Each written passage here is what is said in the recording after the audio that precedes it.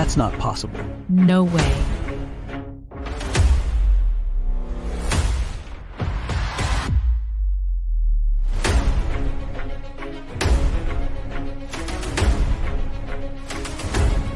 Maybe you can find a way to forgive him. Hello? Who's calling? Please pass the phone. Excuse me, what did you say?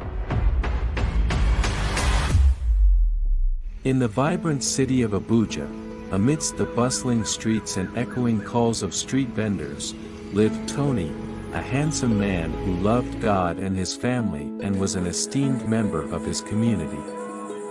He was known for his integrity, wisdom, and devotion to his faith.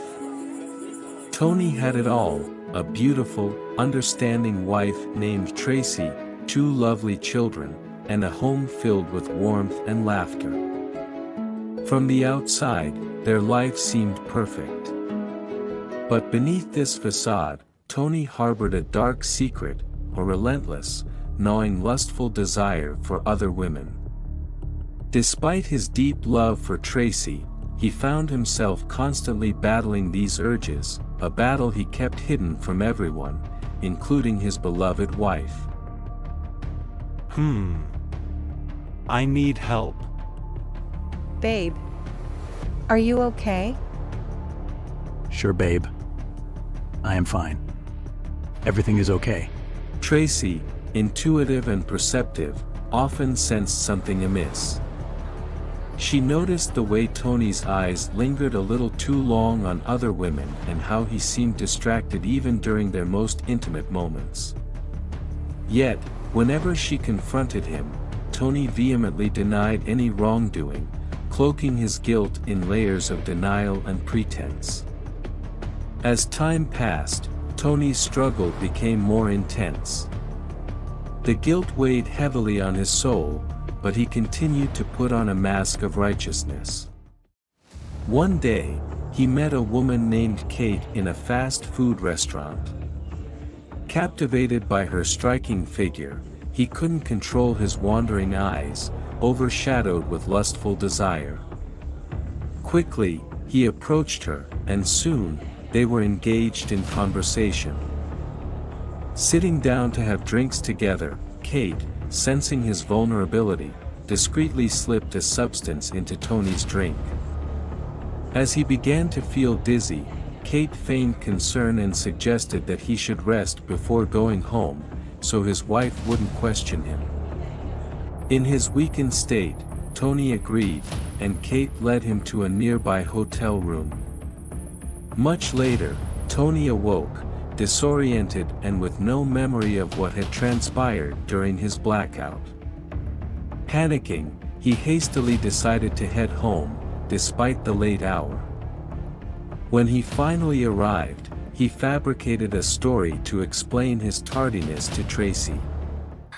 Meanwhile, at church, Tony maintained his facade as a respected deacon, a man people looked up to for guidance. Little did they know, his nights were plagued with sleeplessness and internal torment. Days turned into weeks, and Tony's secret gnawed at him relentlessly. His behavior at home became increasingly erratic, leaving Tracy more suspicious than ever. One evening, as Tony sat alone in his study, he received a voice message from an unknown number. It was Kate. The message was simple yet chilling. We need to talk. Tonight. Same place. Fear and curiosity intertwined in Tony's mind. He knew he couldn't ignore the message. As night fell, he made an excuse to leave the house and drove to the fast food restaurant where he had first met Kate. She was waiting for him in a secluded corner, her expression unreadable. You look terrible. Tony. She said, her voice laced with a mix of mockery and concern. You've been avoiding me. I can't do this anymore. Tony replied, his voice trembling. What do you want from me? Kate leaned in, her eyes locking onto his. It's simple, really. I need your help with something. And in return, I keep your little secret safe. Tony's heart raced. He knew he was trapped, but he couldn't see a way out. What kind of help? He asked, dreading the answer. I want to be part of your life. That's not possible. You know I'm already married. I'm sorry for everything that happened. It was a mistake. I only wanted to chat with you, but I don't know how I ended up in that hotel room. I love my wife and family. Please leave us in peace. Nothing can come between me and my family or my God. Once again, I'm sorry. I need to go now. My family is waiting for me at home.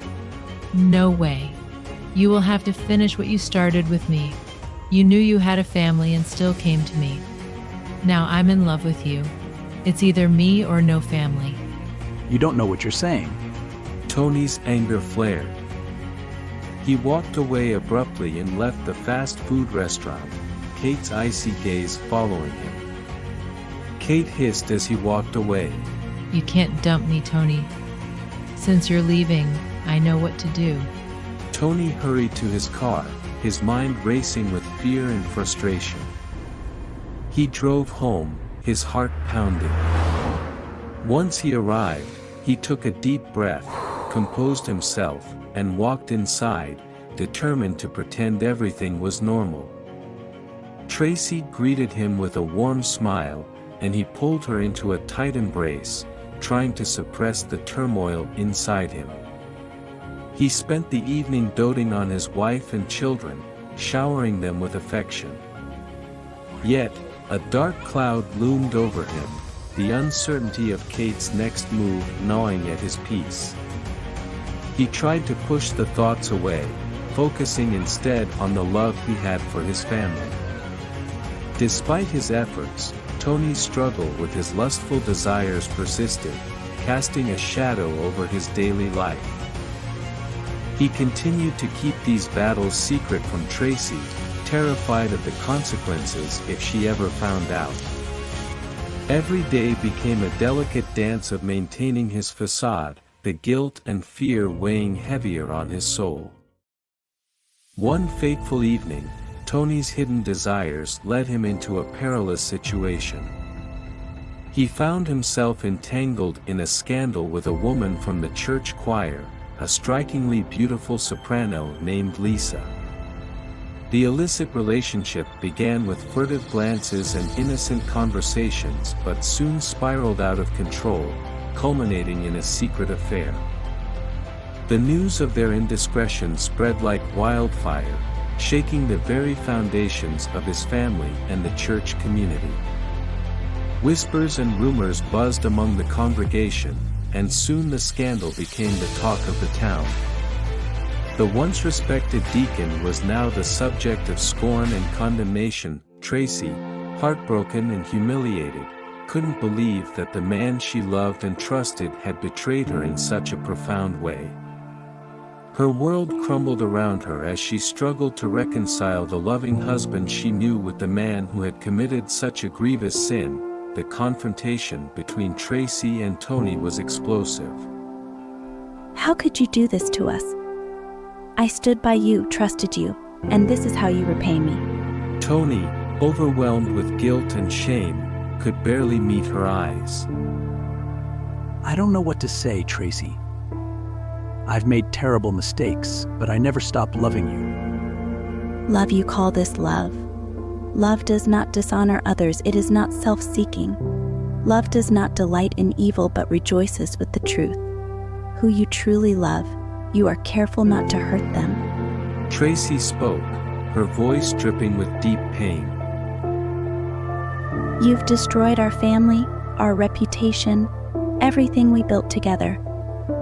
I can't express how deeply sorry I am for the pain I've caused. You are the love of my life, and losing you would be losing everything. I'll spend the rest of my life proving my love and earning back your trust. The church elders convened an emergency meeting to address the scandal. They decided to strip Tony of his deaconship, citing his actions as unbecoming of a man in his position. Some had mixed feelings, some showed him love and others hesitated at the thought of receiving guidance from him. Dear brother, as Paul outlines, deacons must uphold dignity, be faithful in their marriages, and manage their households well. Your recent mistake has led to a temporary reassessment of your role as deacon. Remember, these qualifications reflect essential godliness, not just a position. We all falter, but through repentance and striving for these virtues, we honor our calling. Know that our prayers are with you as you seek to embody these principles anew. Tracy, heartbroken, fell very sick. The pain from Tony's betrayal was too much for her. She couldn't eat, sleep, or stop crying. Soon, she became so weak that she had to be admitted to the hospital. She lay in her hospital bed, staring at the ceiling, not wanting anything to do with Tony. Tony was beside himself with worry. He wanted to be there for Tracy, but every time he tried to visit, she turned away. Please. Tracy, let me help you. I will love you forever. I want to be here for you. I don't want to see you, Tony. You've hurt me too much. Tony left the hospital each day, feeling more and more helpless. He would sit in his car, tears streaming down his face, praying for a way to make things right. His children were confused and scared, not understanding why their mom was in the hospital and their dad was so sad. Days turned into weeks, and Tracy's condition slowly improved. But her heart was still heavy with sadness. The doctors told her she needed to rest and take care of herself. Friends from church came to visit, bringing flowers and kind words, but nothing could ease her pain. Tony tried to take care of things at home, but it was hard. He cooked meals, helped the kids with their homework, and tried to keep everything in order, but he knew it wasn't enough. His mind was always on Tracy, lying in that hospital bed, feeling like her world had ended. One evening, as Tony was carrying the kids to bed, his daughter asked, "When is Mommy coming home?" Tony's heart ached. Soon, sweetheart. Mommy just needs a little more time to get better. At the hospital, Tracy's friends encouraged her to talk to Tony. Maybe you can find a way to forgive him. One friend suggested gently. But Tracy wasn't sure if she could ever trust Tony again. One night, as Tracy lay awake, she thought about their life before everything went wrong. She remembered their happy moments, the times they laughed and dreamed together. Tears filled her eyes as she wondered if they could ever have that again. Tony, too, spent sleepless nights thinking about how to fix things. He knew he had to change, to prove to Tracy that he was truly sorry and that he could be the husband she deserved. He prayed every night, asking for strength and guidance. Tony wrote a heartfelt letter to Tracy, since Tracy didn't want to see him. He gave the letter to one of the nurses at the hospital so that they could give it to Tracy. Tracy received the letter, and as she read the letter, Dear Tracy, my love, I want to express my sincere apologies for the way I've made you feel unimportant. I am truly sorry for the disillusionment. But now that I understand the gravity of what I've done, my actions have filled me with self-loathing and remorse. It's difficult for me to look in the mirror, and I'm not proud of the man I see there when I do. I have no excuse for what happened, and saying I'm sorry hardly seems adequate. But if you could forgive me this time, I promise you this will never happen again.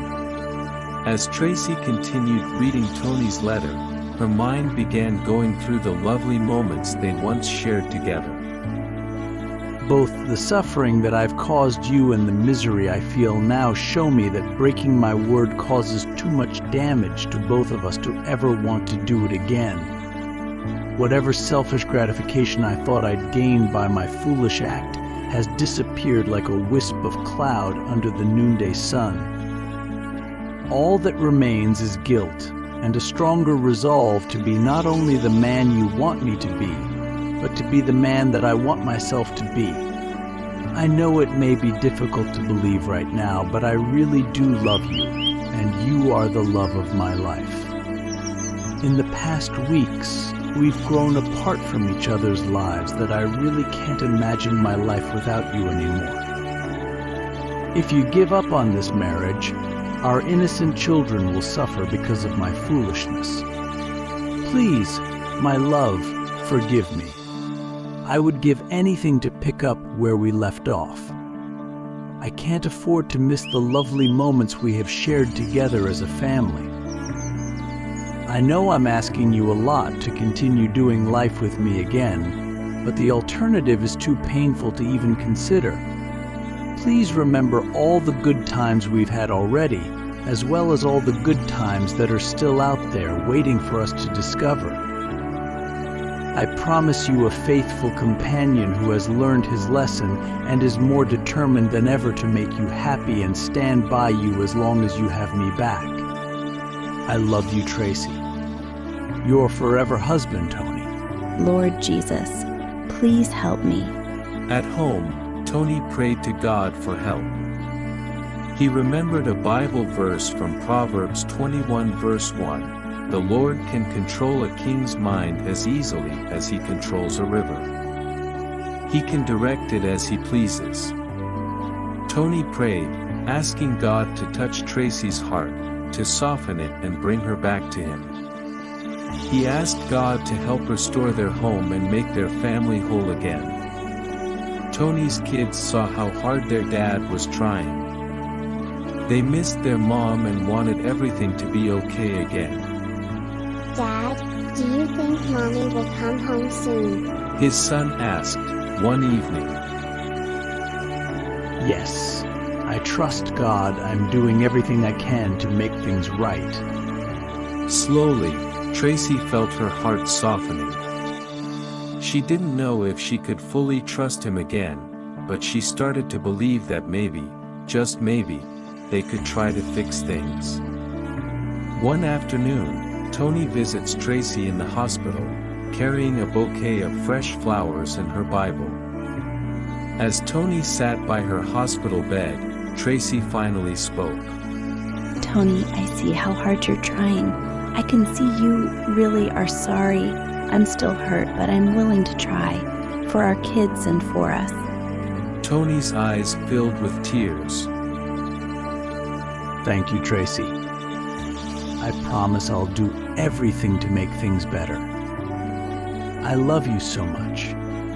They held hands, both feeling a glimmer of hope.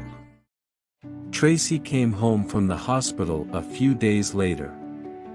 The kids were overjoyed to see their mom, and there were many hugs and happy tears. Tony continued to pray, thanking God for this chance to rebuild his family. Tony knew that rebuilding trust in his home was going to be a long and difficult journey. He was determined to focus on making things right with Tracy and their kids. Every day, he did his best to show his love and dedication through small acts of kindness and support. He helped with household chores, spent quality time with his family, and worked hard to be the husband and father they needed. But even as Tony tried to fix things at home, he had a secret that weighed heavily on his heart. He still hadn't told Tracy about Kate, the woman from his past. The memory of their affair was like a dark cloud hanging over him. He knew he had to confess the truth to Tracy eventually, but he was scared. He worried that telling her about Kate would be too much for her to handle, especially after the recent church scandal that had already shaken their lives. Every time Tony looked at Tracy, he felt a pang of guilt. He saw how hard she was working to forgive him and rebuild their family, and he was grateful for her willingness to try. But the secret of Kate kept hurting him, and it was hard for him to fully move forward while holding on to it. He prayed for guidance, asking God for the right words and the courage to face the truth.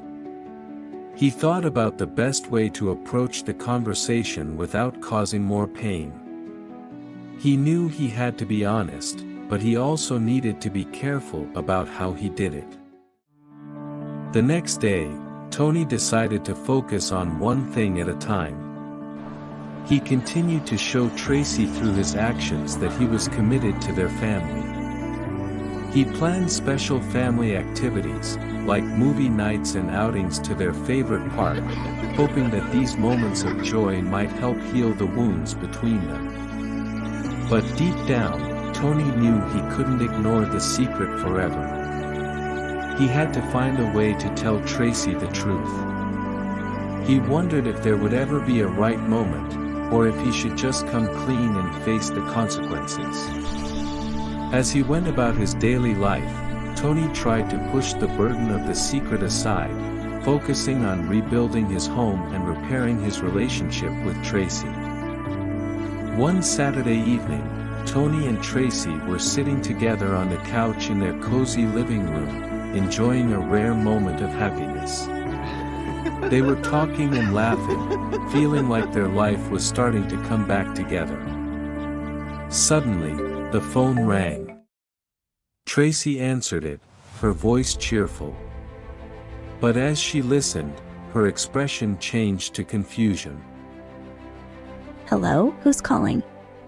I'm Kate. I need to speak to Tony right now. Tony's heart skipped a beat when he heard the name Kate. He tried to stay calm, but he was trembling. He could see the worry on Tracy's face as she turned to him. Excuse me, please. Who is this? Kate's voice grew louder and more frantic. I told you. I'm Kate. Please pass the phone to Tony. I'm pregnant. The word pregnant hit Tracy like a thunderbolt. She gasped and her eyes widened in shock. Excuse me, what did you say? You are what? Pregnant? Tony felt his world spin. He wanted to reach for the phone, but his feet felt like they were glued to the floor.